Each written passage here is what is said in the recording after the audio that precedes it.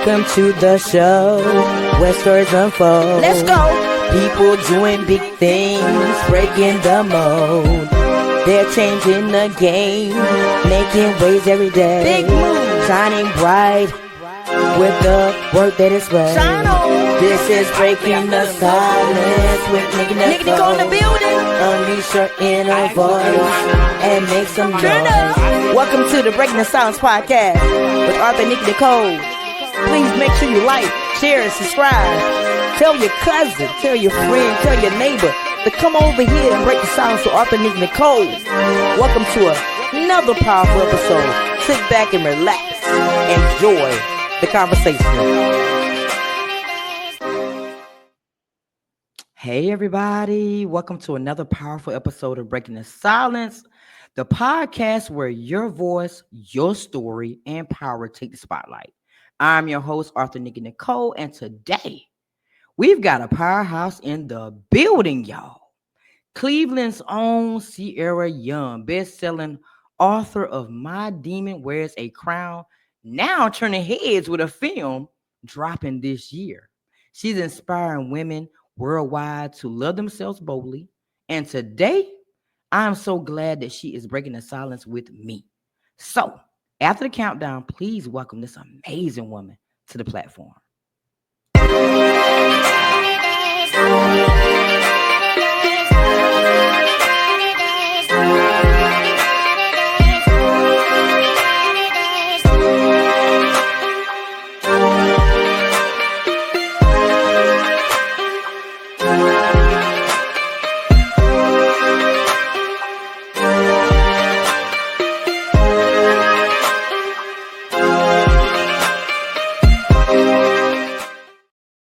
Hey, hey.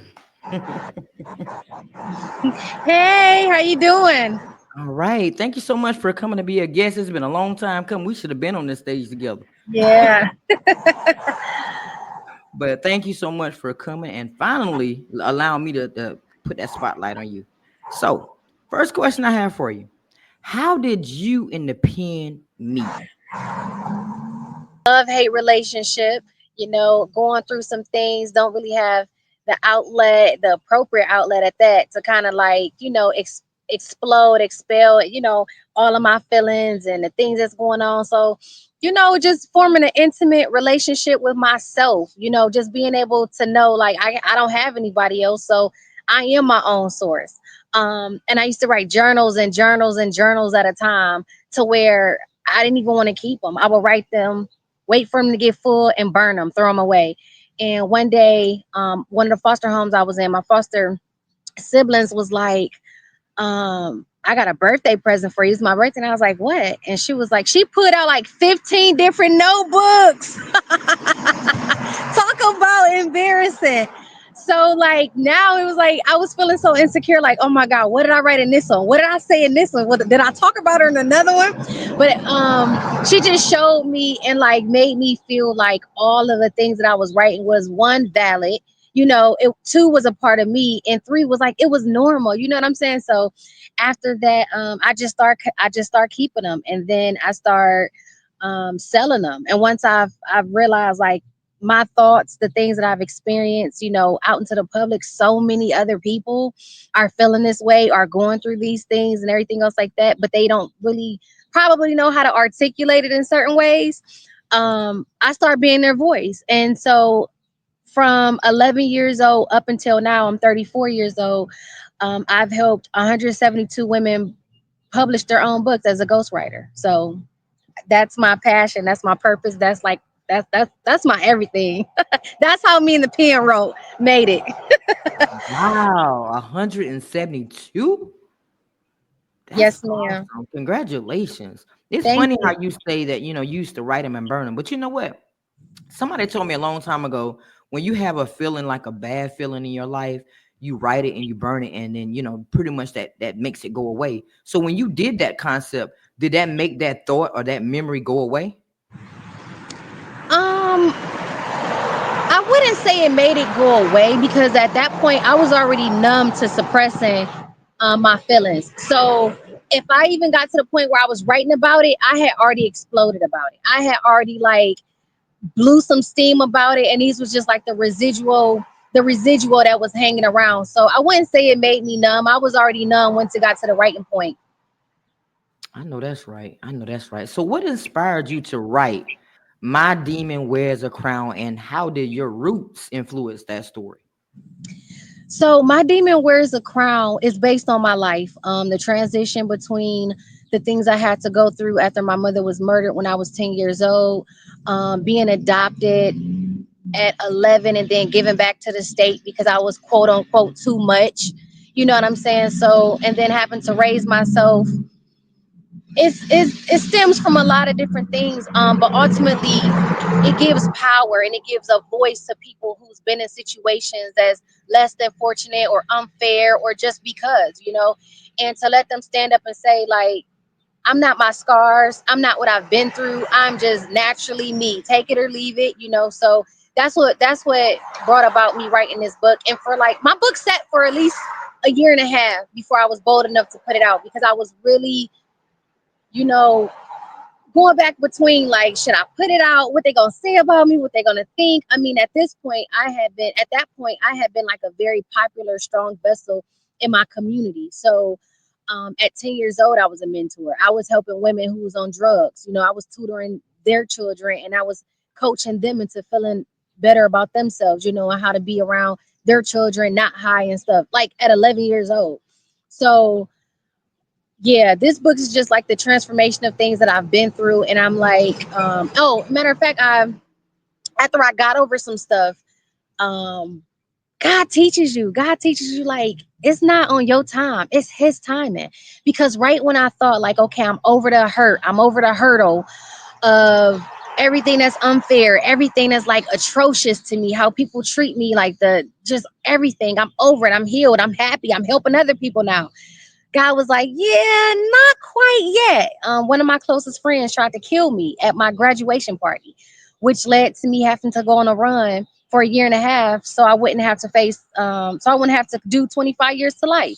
So, writing my story, everything I've been through is what promoted me to write my story. Because, like I said, I know I'm not the only one. I know, like, it's so many familiar voices, some familiar pain, familiar background.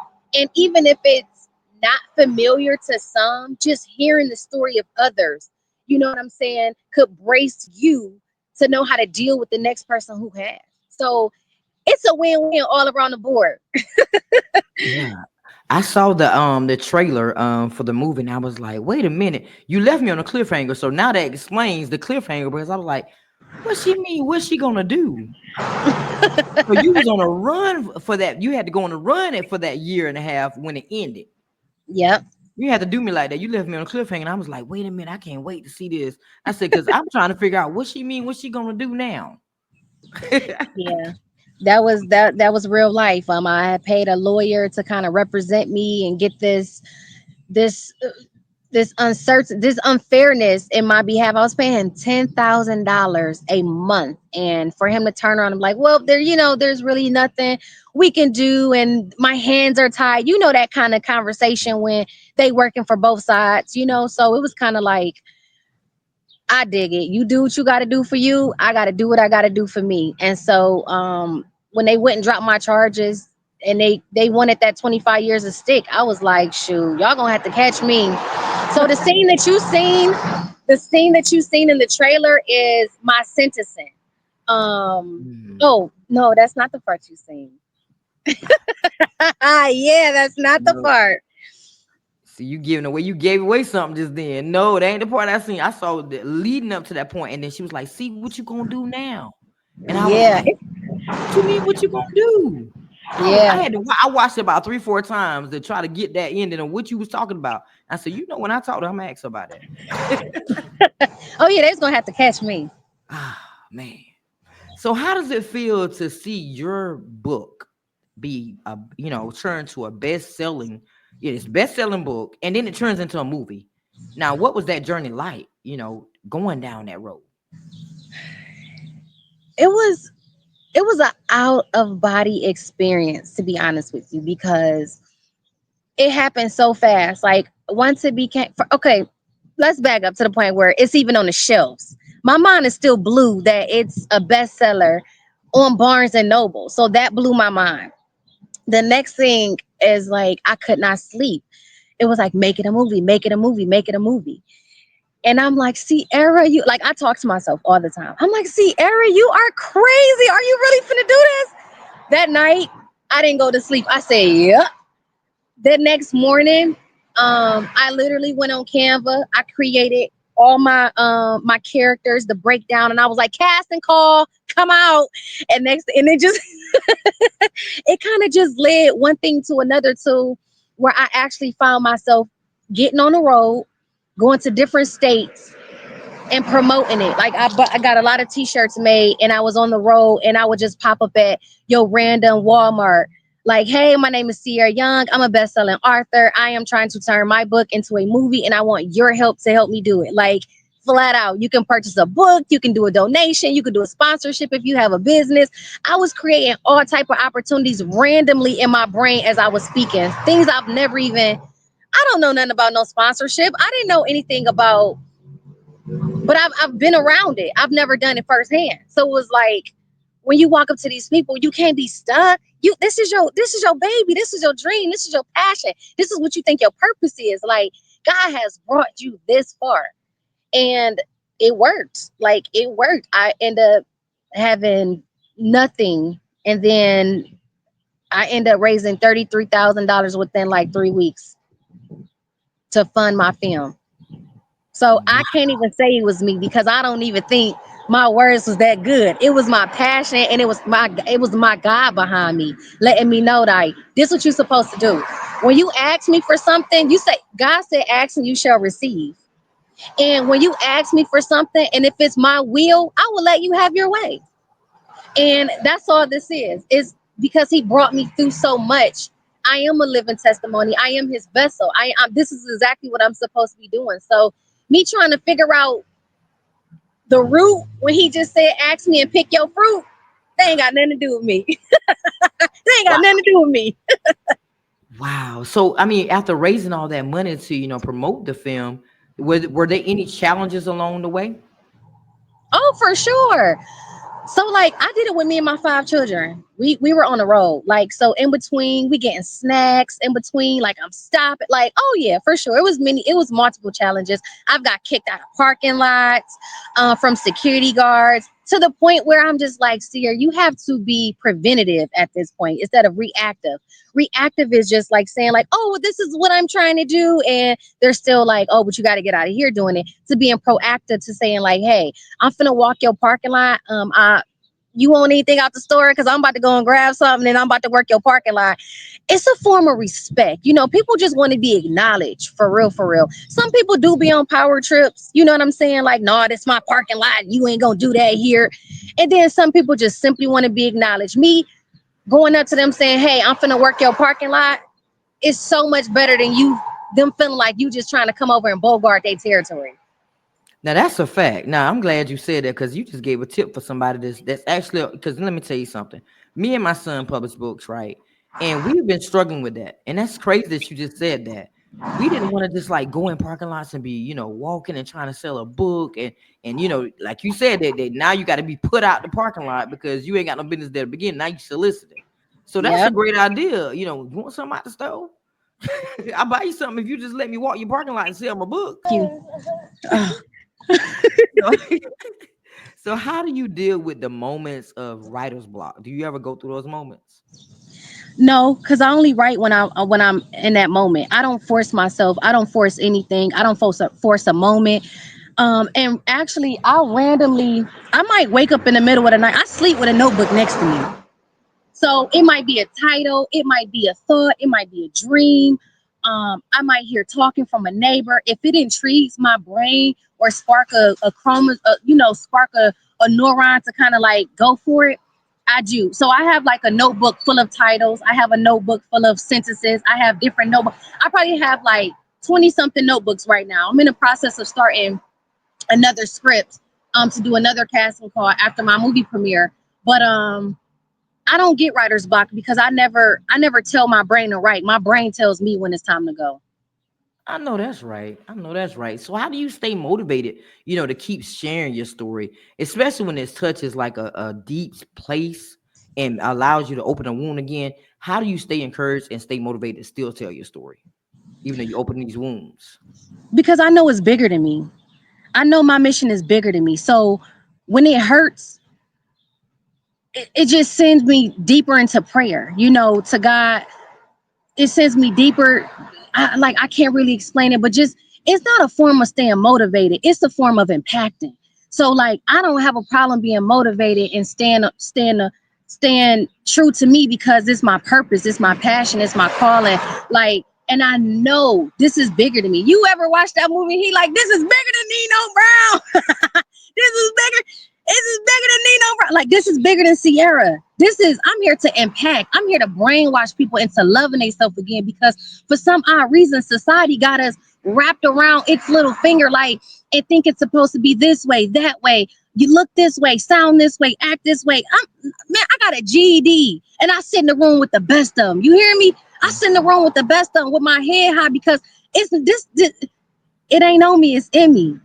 There you And go. as long as I pray, he gonna keep making me contagious. I change the attitudes, the hearts, the demeanors, and the postures of people who don't like me, who ain't never met me. When I go into their room, I know they got this who she thinks she is, but after they done talking to me, they be like, that girl is everything.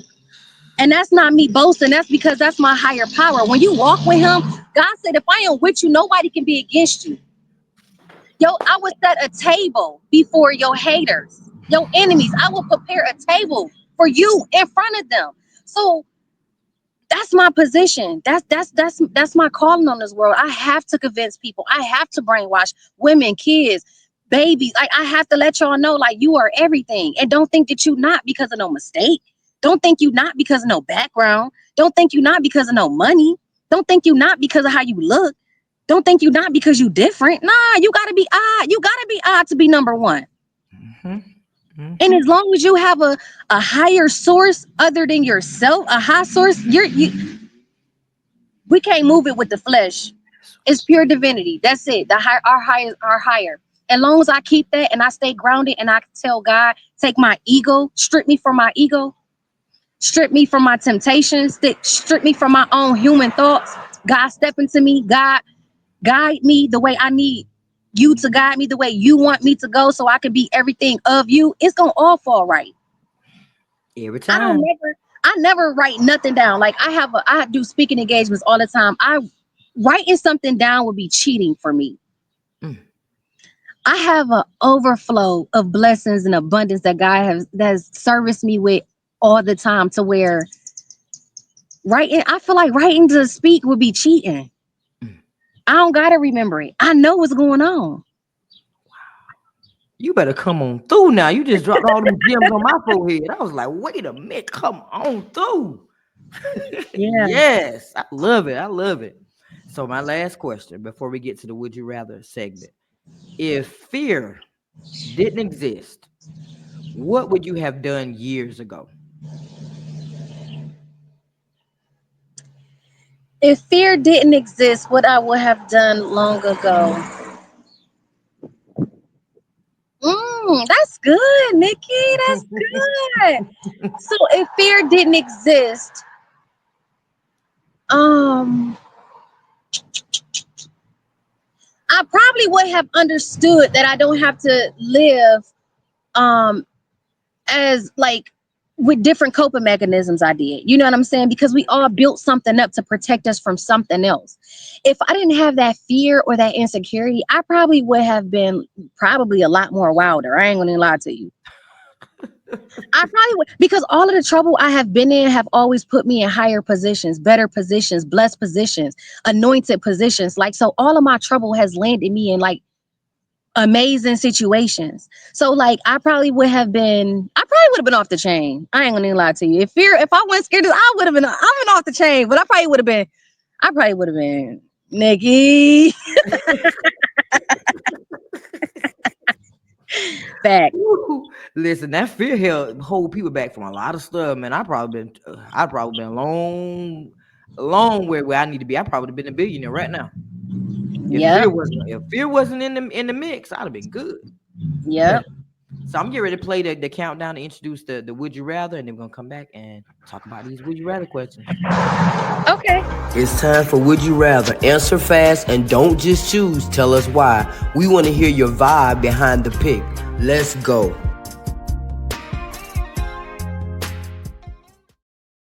Okay, so first question. Take the easy path or the challenger one. Challenge. Why would you choose that path? Anything easy bore me. Anything too easy, I would probably recreate and redo it over until whoever gave it to me was wrong. That's true. Okay, so be famous or be rich. I'd rather be famous. I don't know. I've been thinking about that here lately. Like being well known and famous can still bring you a lot of different stuff that you don't even ask for. But being rich won't bring you the same thing that being famous will bring you. People have a lot of money and still commit suicide, still miserable, still when you because I know who I am, me being famous, I know how many people I can impact in multitudes of areas. True. So it's like skip the money. Like money is definitely needed and wanted, but when you have impact, you have power. That's true. I would rather take power over money any day. That's true. That's true. You made a good point with that one. So last one. Work hard or work smart. I'm gonna work smart. Always, always, I'm gonna work always. smart. Because if you work smart enough, the people you bring on, they're gonna work hard. You better speak. You better speak. Exactly. Exactly. The people you bring on is gonna work hard if you work smart. I agree. All right. So now this come down to your time to shine. I want you to let them know where to follow your journey, where to get that amazing book, number one, and how to premiere the film as well, and what's coming up for you in this year, this 2025 that's left for us, and give somebody some advice, like empower somebody, whether it be women, children, whoever. This is if this was your last moment, think about it like this. If it's your last moment to speak, what would you say to my audience? So I'm gonna do the countdown, and when we come back, you're gonna be up here by yourself, and this is your spotlight. All right. All right.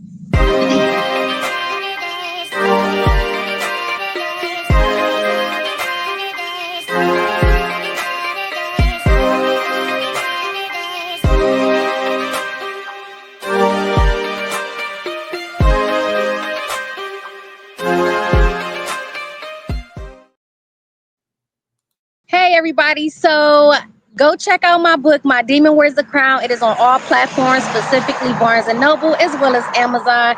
Go check that out. And go check out the movie to the bestseller and award-winning book, My Demon Wears the Crown. It'll be out on all platforms, Tubi, Hulu, Fawsome, everywhere you can think. Hit Google. I'm everywhere, the first 3 pages. And some advice I would give to my audience, I want be you. Do you smile more, laugh more, follow your gut? Your intuition is not gonna lie to you. So if it's something that you want to do randomly, purposeful, or just for you, do it. It's not being selfish. It's not being selfish. It's being self first. So smile and always encourage. Encourage when you look at somebody else. It costs nothing to say like, "Hey, good morning. Hey, have a great day," or just walk past and smile. It costs absolutely nothing to be nice. Yeah, that's it. So peace out, y'all. The interview was super duper fun. Nikki, you are amazing. Everybody have a great day. Thank you so much for allowing me to put the spotlight on you. You can always come back. Always come back if there's something that you have coming up and you just want to talk about it. Let's do it. And if there's anything that you want me to advertise for you or push, send it to me. I share it to my audience. Hey, we ended to win it. I I've been saying appreciate it from that day so one. much. We ended up winning. You know what I realized the other day? I was going through my files. Do you remember in the beginning when we first met? I think I had sent you something for one of the books for the prison, and you sent me a flyer after I did it. I came across that the other day. I Really? still got it. I said, Oh, I said, wow, I've been knowing her that long. That's a yeah. minute. That's a minute. But thank you again. If there's anything I can do on my end, please don't hesitate to let me know. I appreciate that. And I love all the hard work you do. And thank you for creating a platform for people like myself and musicians. And I know you do like that segment where they get to play, they do their own little thing as an artist. I think that's super dope. It's very original. Like, it's so raw of you. So thank you for the platform. Thank you for allowing us to be a voice and to break the silence. Thank you so much, Miss Nikki. Thank you. Without y'all, that wouldn't be possible. So thank you for your support. And thank you to everybody else out there that's tuning into this amazing episode. Listen, did y'all hear all them gems she dropped up here? I was like, I know you lying. But she came up here and showed out today, and I appreciate her. That brings us to the end of this episode. Is another powerful episode, y'all, of Breaking the Silence. And I love it. So a big thank you to Cierra for showing us strength and vulnerability and the magic in owning her own story. I'm your host, Arthur Nikki Nicole, and this is the platform here to remind you that your voice has power, your journey has meaning, and your truth deserves to be what? Heard. So if you felt something today, don't keep it to yourself.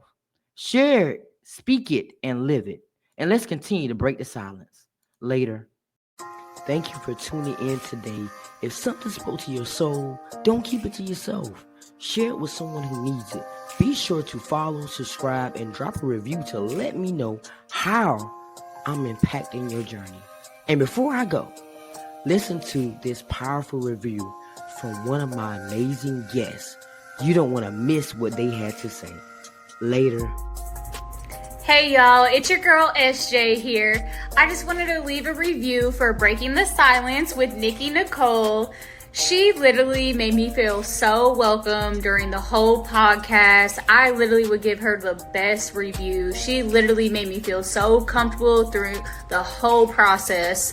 Definitely tap in with her, Breaking the Silence with Nikki Nicole, and definitely keep streaming my music. I'm SJ. I'm streaming on all platforms right now. Definitely tap in with me and definitely keep listening to Breaking the Silence.